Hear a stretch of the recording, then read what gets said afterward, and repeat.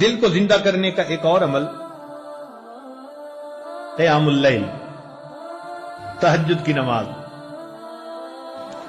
چنانچہ جو لوگ چاہتے ہیں کہ اللہ رب العزت سے تعلق ہو، ان کی محبت دل میں ہو، ہم اللہ تعالیٰ کے مقبول بندوں میں شامل ہو جائیں، ان کو چاہیے کہ رات کے آخری پہر میں چند رکعت نفل اللہ کے حضور ضرور پڑھا کریں۔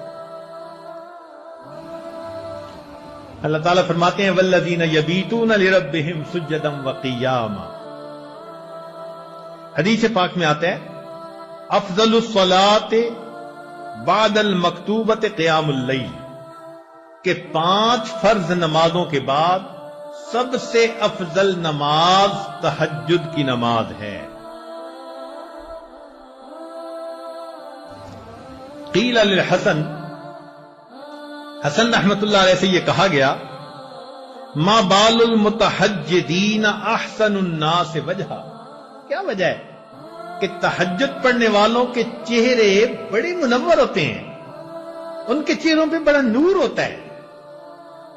قال، انہوں نے جواب دیا لأنہم خلو بالرحمن فألبسہم نور من نورہ، اس لیے کہ وہ اللہ کے ساتھ تنہائی میں عبادت میں وقت گزارتے ہیں، اللہ اپنے نور کو ان کے چہروں پر پالش کر دیتے ہیں۔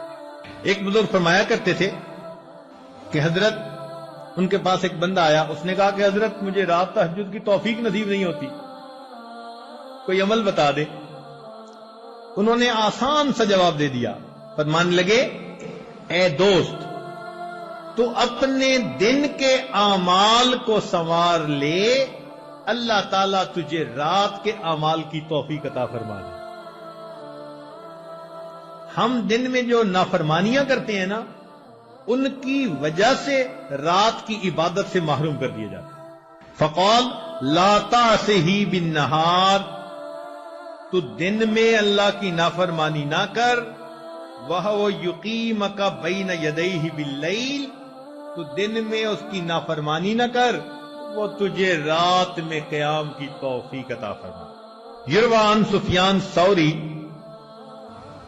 سفیان ثوری رحمۃ اللہ سے یہ بات منقول ہے، فرماتے تھے کہ حرمت قیام اللیل 5 اشہر بذنب اصبتہ، ایک مرتبہ ایک گناہ مجھ سے سرزد ہو گیا جس کی وجہ سے 5 مہینے تہجد کی نماز سے میں محروم ہو گیا۔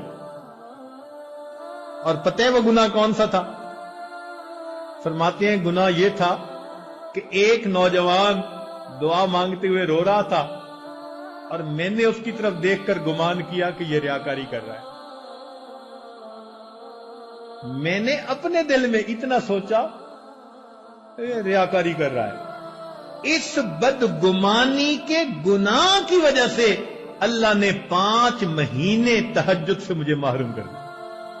اور ہم کتنی بدگمانیاں کرتے ہیں لوگوں کے بارے میں بھائی، ہر کسی سے بدگمان الا ماشاء اللہ، پھر کہتے ہیں جی تہجد نہیں ملتی۔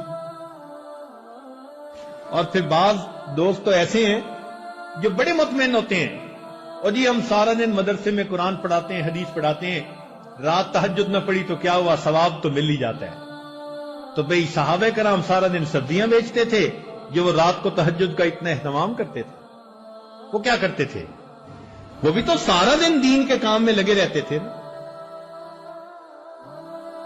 فرسان بالنہار ہوتے تھے، اور پھر اللہ ان کو رہبان باللیل بنا دیا۔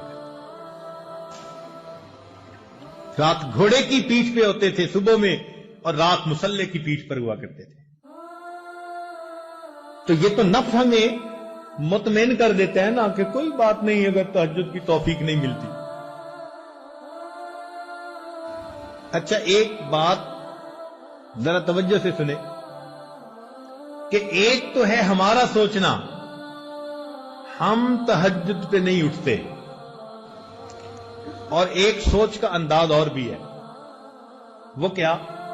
حدیث پاک میں آتا ہے اللہ تعالیٰ رات کو فرشتوں کی 3 جماعتیں بنا دیتے ہیں۔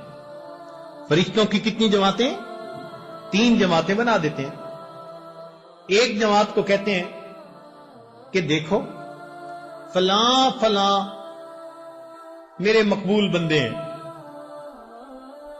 تم جاؤ اور ان کو پر مار کے جگا دو، یہ تہجد میں اٹھنے کا وقت ہے، یہ اٹھیں گے مجھ سے مانگیں گے، میں پروردگار ان کی جھولیوں کو بھر دوں گا. چنانچہ یہ لوگ سوئے ہوئے ہوتے ہیں، نہ گھڑی کا الارم نہ کوئی اور، اچانک ان کی آنکھ کھل جاتی ہے. یہ اللہ تعالیٰ کی طرف سے فرشتے اٹھا دیتے ہیں ان کو، اچانک آنکھ کھل جاتی ہے. دل میں ارادہ لے کے سوتے ہیں 3 بجے اٹھنے، 3 بجے آنکھ کھلتی ہے، تو اللہ تعالیٰ کے فرشتے جگا دیتے ہیں. اور پھر دوسرے گروپ کو اللہ فرماتے ہیں کہ جاؤ فلاں فلاں فلاں میرے ناپسندیدہ بندے ہیں، میں انہیں پسند نہیں کرتا، تم جاؤ اور ان کو تھپکی دے کے سلا دو. یہ میرے نیک مقبول بندوں کے اٹھنے کا وقت ہے اور میں نہیں چاہتا کہ اس موقع پر یہ مجھے اپنی شکل دکھائیں. رات کے 1 بجے تک جاگتے رہیں گے، 2 بجے تک جاگتے رہیں گے، جب تہجد کا وقت شروع ہو جائے گا نیند آ جائے گی. آپ شادی بیاہ پہ دیکھیں، لوگ پروگرام بناتے ہیں، آج شادی کی رات ہے جی ساری رات جاگیں گے. ساری رات نہیں جاگتے. جب تہجد کا وقت شروع ہوتا ہے سارا مجمع سو جاتا ہے، گھر کی عورتیں سو جاتی ہیں، مرد سو جاتی ہیں، مہمان بچے سب سوئے پڑے ہوتے ہیں. وہ سوئے نہیں ہوتے، ان کو سلا دیا جاتا ہے. تو یوں بھی تو ہم سوچ سکتے ہیں نا کہ ہم تہجد نہیں پڑھتے، نہیں، شاید ہم سے کوئی ایسا گناہ ہوتا ہے، اللہ تعالیٰ اس برکت والے وقت میں ہماری شکل دیکھنا پسند ہی نہیں.